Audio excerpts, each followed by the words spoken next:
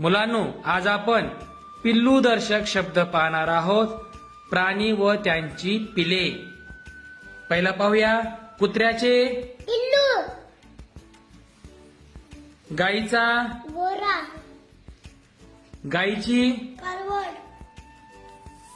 गाईचे, वासरू, गाढवाचे, शेंगरू, पक्ष्यांचे, पिल्लू, माणसाचे, बाय किंवा लेकरू, घोड्याचे, शिंगरू, मांजराचे, पिल्लू, मेंढीचे, कुकरू,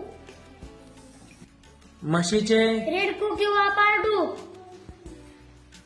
वाघाचा, बच्चा किंवा बछडा, सिंहाचा, छावा, हरणाचे, पाडस किंवा शावक, हत्तीचे, पिल्लू किंवा करब, शेळीचे, करडा.